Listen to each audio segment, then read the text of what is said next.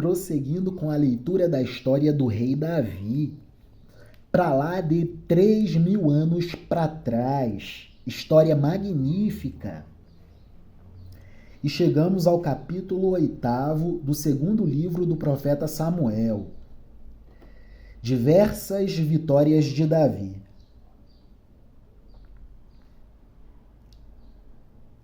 A consolidação de vez e definitivamente do poder soberano de Davi. Algum tempo depois, o rei Davi já consagrado,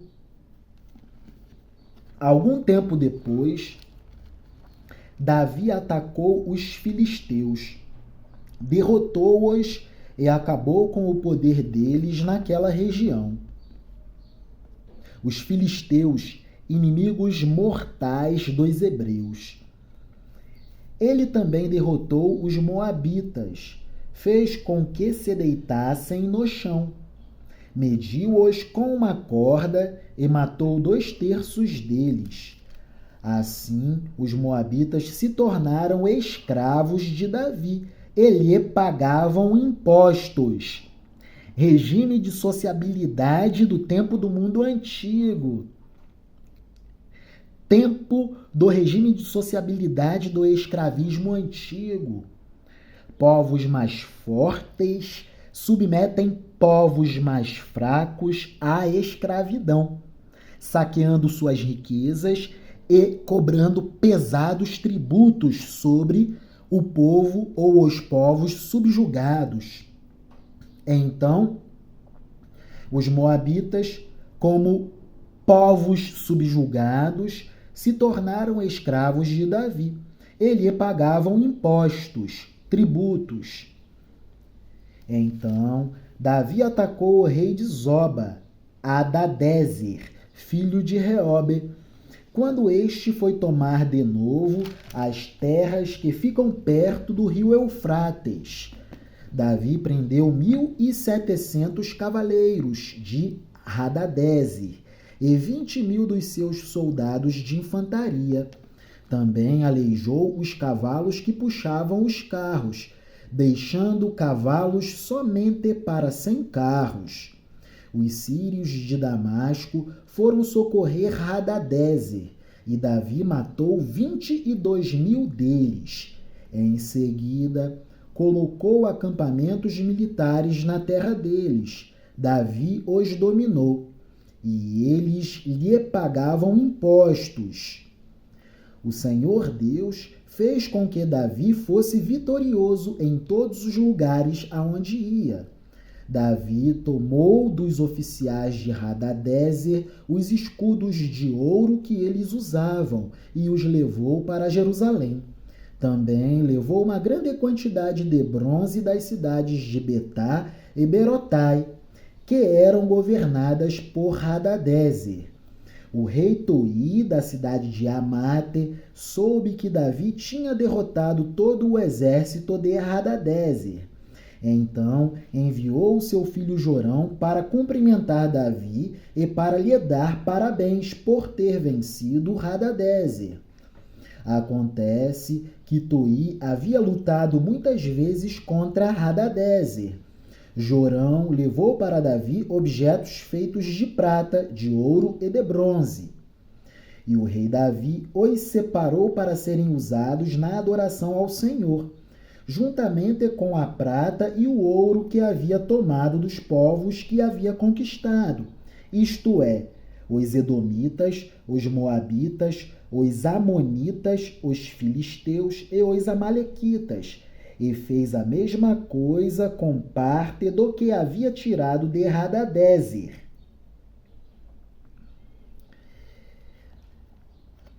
Davi se tornou ainda mais poderoso e famoso quando voltou depois de ter matado 18.000 edomitas no Vale do Sal. É a violência da economia baseada na guerra. O Estado é um estado de guerra perene. Sempre há o espírito de mobilização para a guerra. Tempo do mundo antigo, para lá de 3.000 anos para trás. outra cultura, outra antropologia, outros valores, outra ética, outra realidade, outro tipo de ser humano.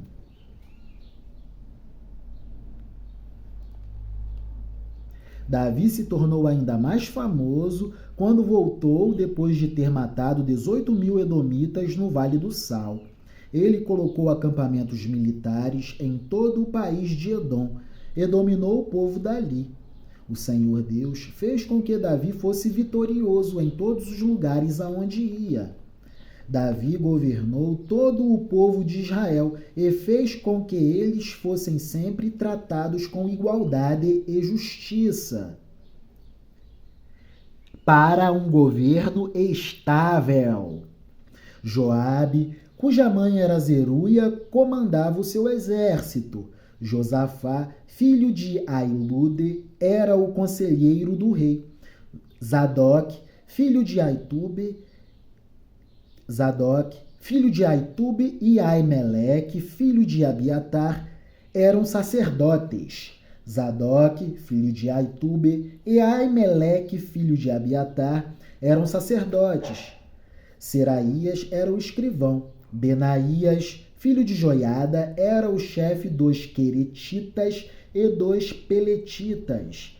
E os filhos de Davi eram sacerdotes. Nota de rodapé. Os queretitas e os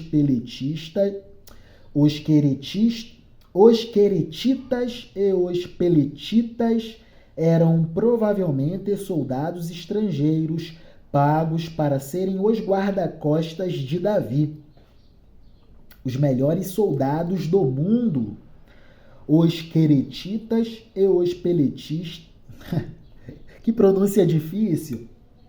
Os queretitas e os peletitas eram provavelmente soldados estrangeiros pagos para serem os guarda-costas de Davi.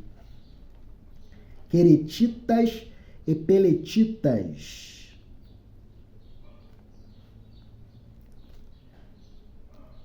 Vale acessarmos a inteligência do Salmo 60, salmo muito importante,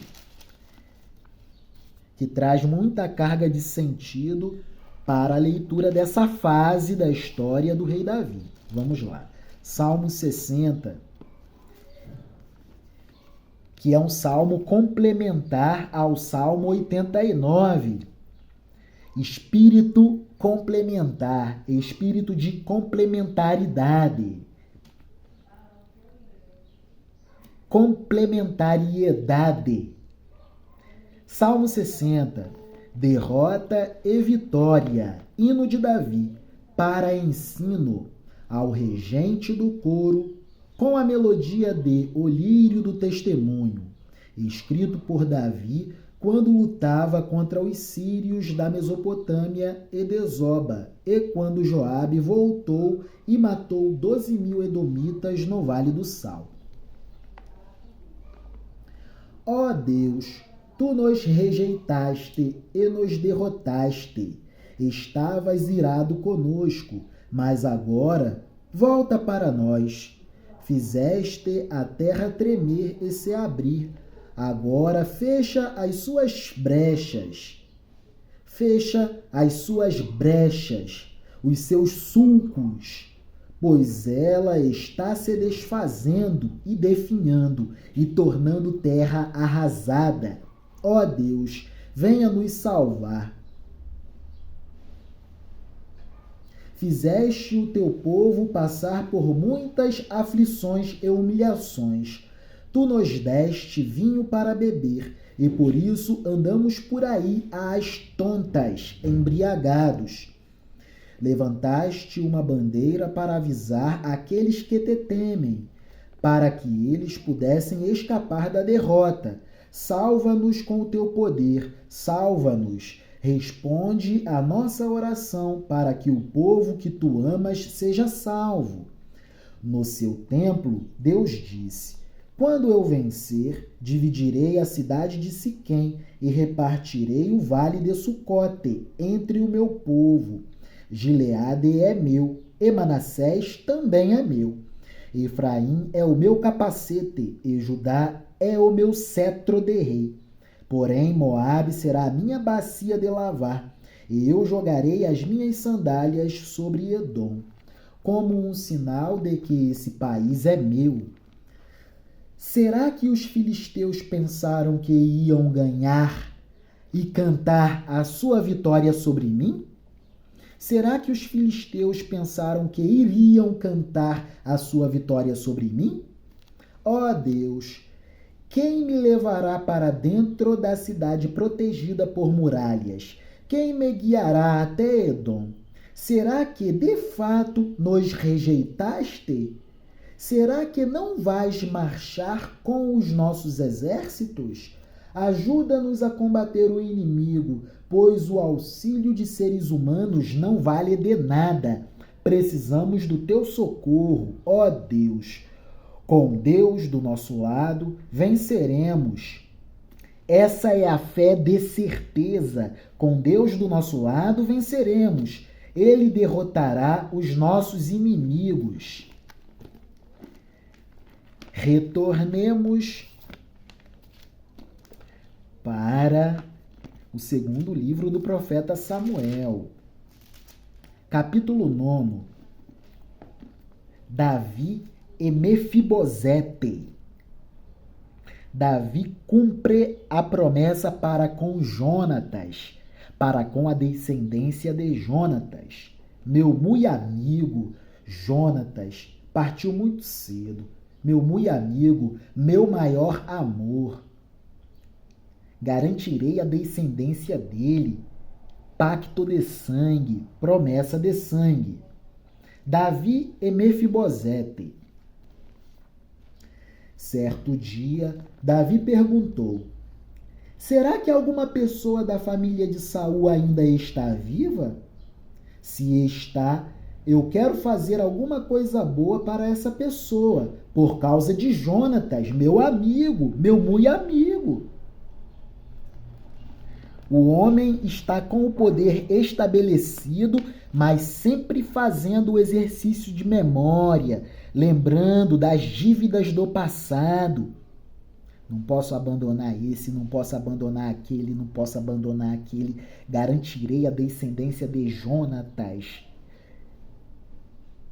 Será que alguma pessoa da família de Saul ainda está viva? Se está, eu quero fazer alguma coisa boa para essa pessoa, por causa de Jonatas. Havia um empregado chamado Ziba, da família de Saul. Alguém lhe disse que fosse falar com o rei Davi. Você é Ziba? Perguntou o rei. Sim, sou eu mesmo. Às suas ordens, rei, respondeu ele. E o rei lhe perguntou: ainda existe alguém da família de Saul para quem eu possa fazer alguma coisa boa como prometi a Deus? Ziba respondeu. Retomando, e o rei lhe perguntou a Ziba: ainda existe alguém da família de Saul para quem eu possa fazer alguma coisa boa como prometi a Deus? Tenho uma dívida e quero quitá-la. Meu amigo Jonatas, meu muito amado amigo, meu amor. Ó como o cara era sofisticado, num tempo primitivo, num tempo de concepção psicológica primitiva. Ziba respondeu: sim, existe um filho de Jonatas. Ele é aleijado dos 2 pés. Onde ele está? Onde está ele? Perguntou o rei. Na casa de Maquir, filho de Amiel, na cidade de Lodebar. Respondeu Ziba. Lodebar. Ele está na casa de Maquir, filho de Amiel, na cidade de Lodebar. Respondeu Ziba. Então o rei Davi mandou buscá-lo. Quando Mefibosete, filho de Jonatas e neto de Saul, chegou, ele ajoelhou-se e encostou o rosto no chão diante de Davi, em sinal de respeito. Davi disse bem assim: Mefibosete, Mefibosete. Às suas ordens, Senhor, respondeu ele.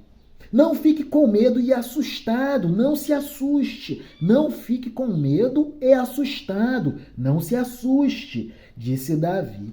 Eu serei bondoso com você por causa de Jonatas, o seu pai, meu amor, meu amigo. Eu lhe darei de volta todas as terras que pertenciam ao seu avô Saul, e você será sempre bem-vindo à minha mesa. Um homem sofisticado, acabando com mágoa e rancor e ressentimento por parte da gente de Saul. Davi restituindo terras, reestabelecendo fronteiras, mas beneficamente, alterando fronteiras para ressarcimento, buscando sempre a paz e o não ressentimento de sentimentos violentos, de conspirações e amotinamentos. Que cara inteligente esse Davi. Restituirei todas as terras que pertenciam ao seu avô Saul, e você será sempre bem-vindo à minha mesa. Mefibosete se curvou muito feliz, se curvou novamente e respondeu: Eu não valho nada, não valho mais do que um cachorro morto. Por que o Senhor é tão bondoso para comigo? O meu avô só fez mal ao Senhor e o Senhor é todo bom e todo bem para minha família? Eu não mereço isso, não mereço isso. Por que o Senhor é tão bondoso para comigo? Eu não valho mais do que um cão. Eu não valho mais do que um cachorro morto, um cão jogado na beira da estrada. Por que o Senhor é tão bondoso para comigo? Então o rei chamou Ziba, o empregado de Saul, e disse: Eu estou devolvendo a Mefibosete, o neto do seu patrão, tudo o que pertencia a Saul e à sua família. Você, os seus filhos e os seus empregados cultivarão a terra para a família do seu patrão Saul e farão a colheita para que eles tenham comida. Mas Mefibosete comerá sempre e para sempre à minha mesa. Restituição de propriedades para o estabelecimento da paz. Por isso que Davi era um estadista, é um estadista. Ziba tinha 15 filhos e 20 empregados. Ele respondeu: Farei tudo o que o Senhor mandar. Daí em diante, Mefibosete passou a comer junto com o rei, como se fosse filho dele. Mefibosete tinha um filho pequeno chamado Mica.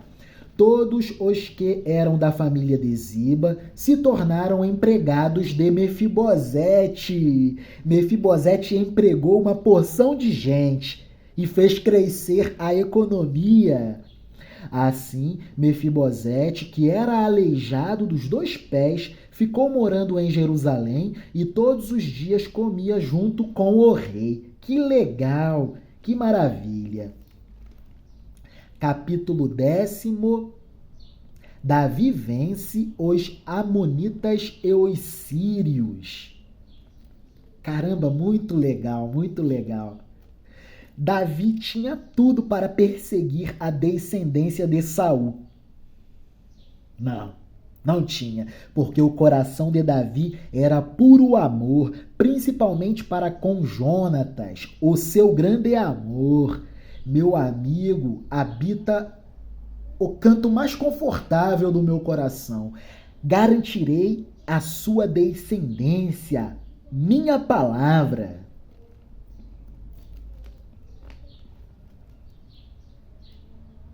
Davi vence os amonitas e os sírios. Há algum tempo depois, morreu o rei Naás, do país de Amon, e o seu filho Hanum se tornou rei. E Davi disse: Eu serei bondoso com Hanum, assim como Naás. O seu pai foi bondoso para comigo. Princípio de relações internacionais. Princípio da reciprocidade. Vejam, Bíblia Sagrada, sofisticada. Precisamos lê-la. Algum tempo depois, morreu o rei Naás, do país de Amon, e o seu filho Hanum se tornou rei. E Davi disse: eu serei bondoso com Hanum, assim como Naás, o seu pai, foi bondoso para comigo. Reciprocidade. Então enviou mensageiros a Hanum para mostrar a sua amizade. Então Davi enviou mensageiros a Hanum para mostrar a sua amizade. Porém, quando os mensageiros chegaram à cidade de Rabá, as autoridades amonitas disseram ao rei: o Senhor pensa que é em honra do seu pai que Davi enviou estes homens para mostrar a amizade?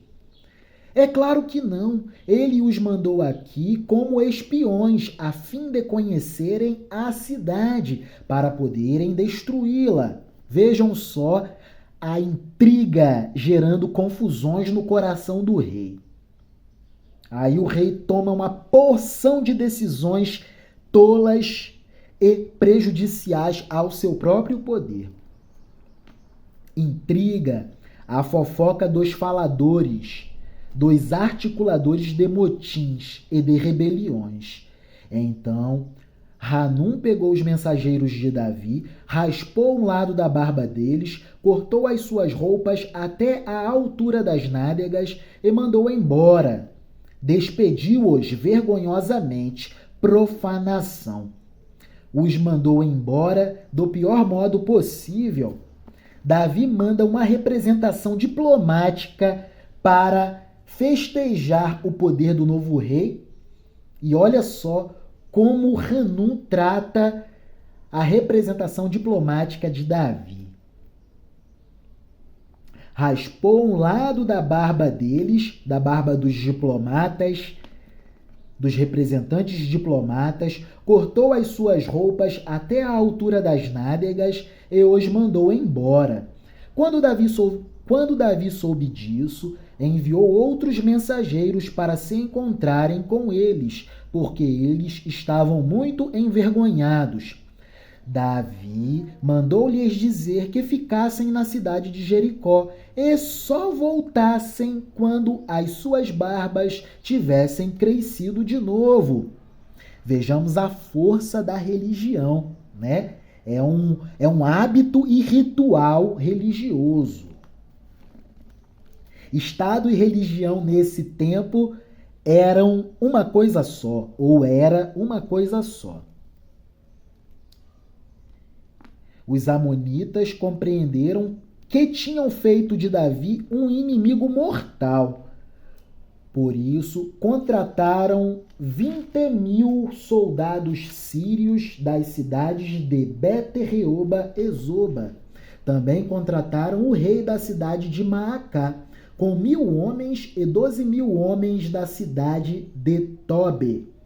A intriga faz com que o rei tenha que lançar mão dos cofres públicos para gastar com guerras desnecessárias. Davi estava de boa fé.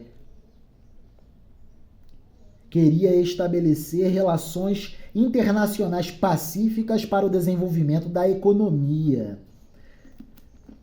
Davi soube disso, de toda essa preparação para a guerra, e enviou contra eles Joabe com todos os melhores soldados do exército israelita. Os amonitas saíram e tomaram posição na frente da cidade de Rabá, enquanto os outros, os sírios de Zoba e de Reobe, e os homens de Tobe e Maaca, tomaram posição em campo aberto. Joabe viu que as tropas inimigas os atacariam pela frente e por trás. Então escolheu os melhores soldados de Israel e os colocou de frente para os sírios. Deixou o resto das suas tropas sob o comando do seu irmão Abissai, que as colocou de frente para os amonitas. E Joabe disse a Abissai: se você perceber que os sírios estão me vencendo, venha me ajudar imediatamente. E se os amonitas estiverem vencendo você, eu irei imediatamente ajudá-lo. Seja corajoso. Vamos lutar com firmeza pelo nosso povo, pelo nosso reino, pelo nosso rei e pelas cidades do nosso Deus.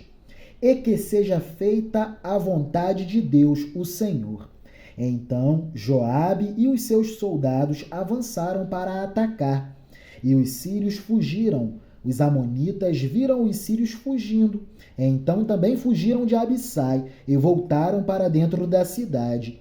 E Joabe parou de lutar contra os amonitas e voltou para Jerusalém.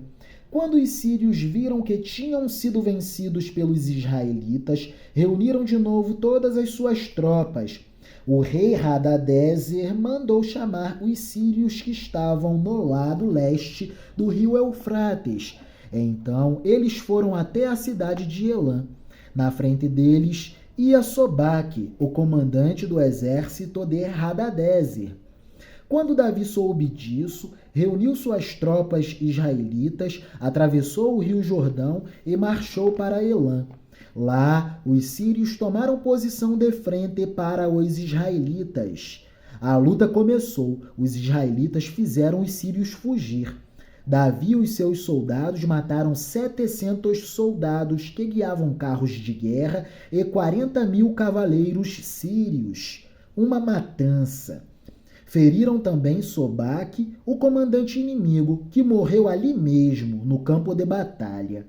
Quando os reis que eram chefiados por Hadadezer viram que tinham sido vencidos pelos israelitas, fizeram paz com eles, ficando debaixo do seu poder. Foram forçados a estabelecerem relações internacionais pacíficas pela submissão ao poderio de Davi. E os sírios ficaram com medo de ajudar de novo os amonitas. Deste modo, dessarte o estabelecimento da Pax de Davi. Uma observação. Vejam só que maravilha. Davi e Mefibosete, restituição de terras para a descendência de Jonatas e de Saul. Posso imaginar, com muita humildade, sob debaixo da graça de Deus, o diplomata Abner aconselhando e fomentando Davi a essa ação poderosa de estabelecimento da paz, pela paz, para que a descendência do primeiro rei de Israel não sumisse no curso da história. Restituição de terras. Davi cumprindo a promessa que fez a Jonatas e garantindo a descendência de Saul. Maravilha, que beleza! Garantindo a história da descendência de Saul. E Davi subjugou todos os seus inimigos e estabeleceu a Pax de Davi. Só que, quando o homem está muito grande, as distrações começam a pulular de todos os lados e de todas as ordens do mal. Da grandeza à queda, a saga de Davi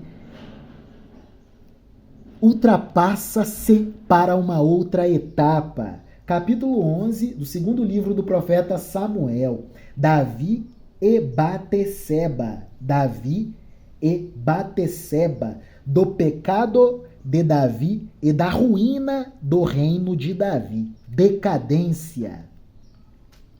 O rei, muito poderoso, transitando pelo palácio, observando as suas riquezas, quando que era para estar com seu exército no campo de batalha, vê o que não deveria ver. Aquela mulher linda, maravilhosa, sensual, maravilhosamente bela se banhando numa casa bem abaixo, à vista do palácio do rei. Eita! Daí, Davi comete crimes tenebrosos, traição militar para matar o marido dessa mulher, mas é papo para um próximo vídeo. Davi e Batesseba, da grandeza à ruína, à decadência. Deus é bom, Deus é maior. Viva a literatura, viva a acessibilidade ao mundo da cultura. Viva Jesus, o ser perfeito de Deus. Amém.